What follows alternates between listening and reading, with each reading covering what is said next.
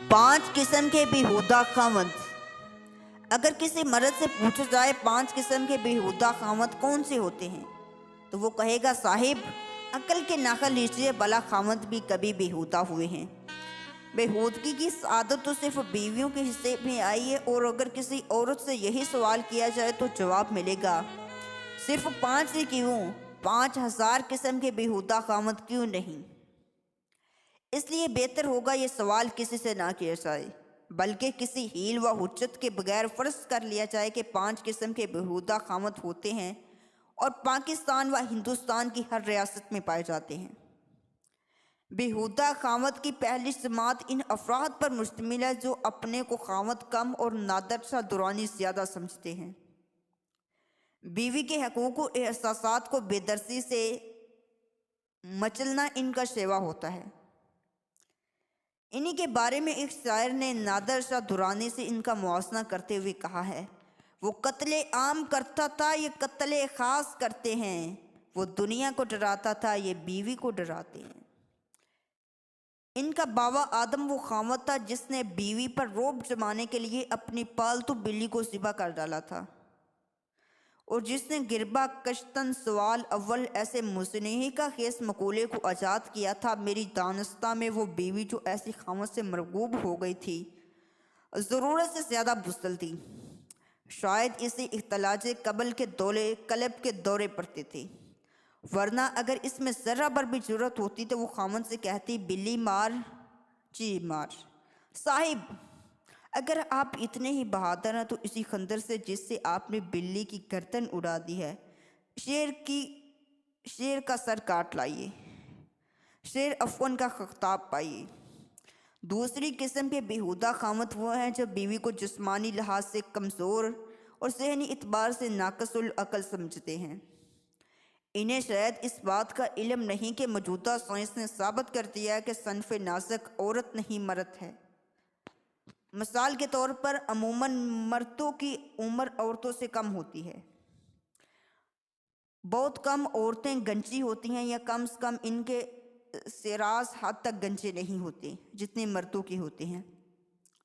پاگل خانے مردوں سے بھرے پڑے ہیں، یہی حال ہے جیل خانوں کا بھی۔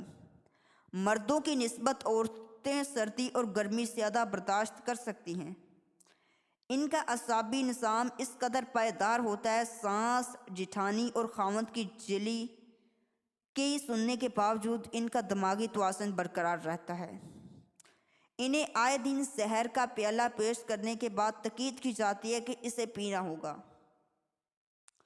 بھگوان شنکر کی طرح وہ زہر بھی بخوبی حلق سے نیچے اتار لیتی ہے اور پھر بھی زندہ رہتی ہے۔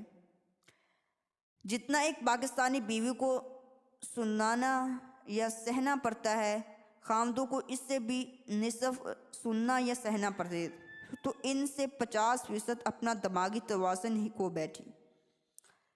اب رہی عورتوں کی ناقص العقل ہونے کی بات، تو آپ ہی انصاف سے کہیے مردوں سے آج تک کون سا مسئلہ حل ہوا ہے جو انہیں اپنی عقل و دانش پر اتنا ناز ہے؟ کیا جنگ، ہتھیار بندی یا عالم اخوت کے مسائل صدیوں کی چنا چنی کے باوجود وہی نہیں ہے جہاں وہ ابتدائی افرینش سے تھی؟ اور کیا مرد پر اکبر الہ آبادی کے فلسفے کی طرح یہ مصرع صادق نہیں آتا،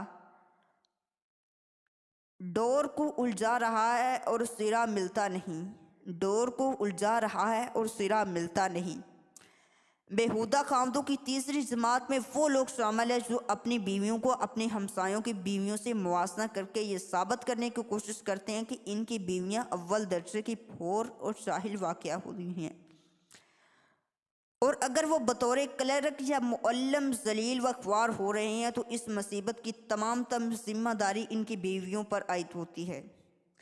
یہ لوگ اس حقیقت کی سراسر فراموش کر دیتے ہیں کہ اگر وہ خاوند کے دور میں دوسروں سے پیچھے رہ گئے ہیں تو اس کی وجہ ان کی سطح روئی، کم ہمتی یا نالائکی بھی ہو سکتی ہے، اور بیویوں کو کوس کر وہ اپنی ناکامی کا ایک ایسا جواز ڈھونڈ رہے ہیں جس پر ان کے سوا کوئی اور شخص یقین نہیں کر سکتا۔ ایسے خاوند بھلی چنگی بیویوں کے لیے اس لیے در پہ آزاد رہتے ہیں تاکہ وہ احساس خفت سے اپنی گلو خلاصی کرا سکیں۔ وہ اپنی بڑی سے بڑی کمزوری کو نظر انداز کر سکتے ہیں لیکن بیویوں کی معمولی سے معمولی لغزش کو معاف نہیں کرتے۔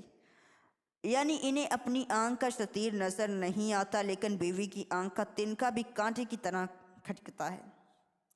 بیہودہ خاوند کی چوتھی صنف میں وہ لوگ آتے ہیں جنہیں بیوی کے رشتہ داروں سے خدا واسطے کا بیر ہوتا ہے۔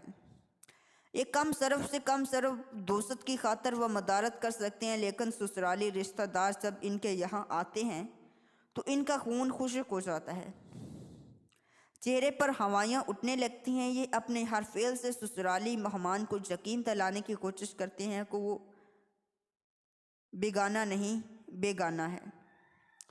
مثلاً جب یہ ایک پھیکی مسکراہٹ کے ساتھ اس سے پوچھتے ہیں آپ کب تشریف لائے یا آپ کب تشریف لے جا رہے ہیں، جو ہی مہمان ان کے گھر میں قدم رکھتا ہے انہیں جھٹ کوئی ضروری کام یاد آ جاتا ہے، اور جب کام سے فارغ ہو کر گھر لوٹتے ہیں تو انہیں تھکے ہوئے کہتے ہیں کہ مہمان سے بات تک نہیں کر سکتے۔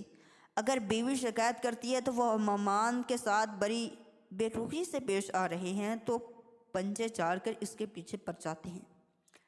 تم بھی عجیب عورت ہو، تمہارے رشتہ داروں سے چاہے کتنا ہی اچھا سلوک کروں تمہاری تسلی نہیں ہوتی۔